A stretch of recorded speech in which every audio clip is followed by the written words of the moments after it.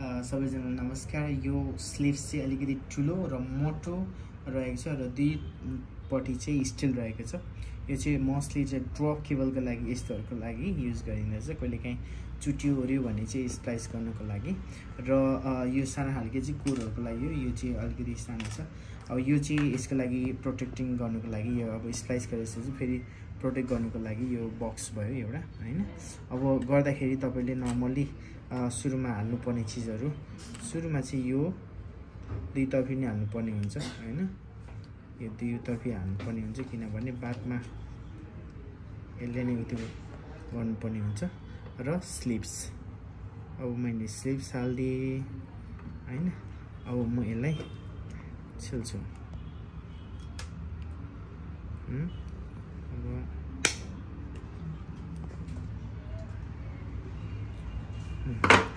Support गर्ने clip गर्दिने। Clip गर्दाखेरि ठ्याक्कै यहाँ राख्ने।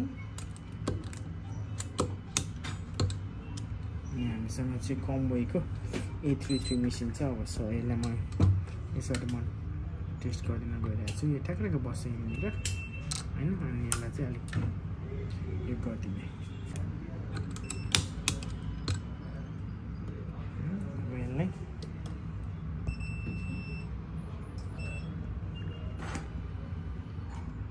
स्प्लाइस गर्छ हैन दुईतर्फीबाट। अनि यो चाहिँ हुनु पर्यो है त दुईतर्फीबाट हुनु पर्यो।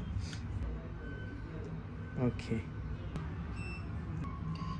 यो चाहिँ स्लिभ्स त्यो भइसक्यो र यो बोथ साइडमा यो छ हामीसँग। अब लास्ट हामीसँग यहाँनिर चाहिँ अलिकति यहाँ एउटा ग्रिप छ त्यसमा।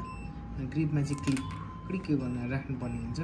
अनि यसलाई चाहिँ अलिकति नर्मली उति हुँदैन। यसलाई चाहिँ अलिकति जबरजस्त त्यसमा चाहिँ लक गर्नुपर्ने हुन्छ हैन।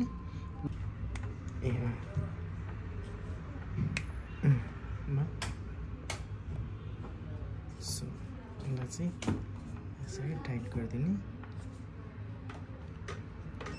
यसलाई अलिकति गाह्रो तरिकाले यसरी ठेल्नुपर्ने हुन्छ ल। अनि मात्रै लक हुन्छ।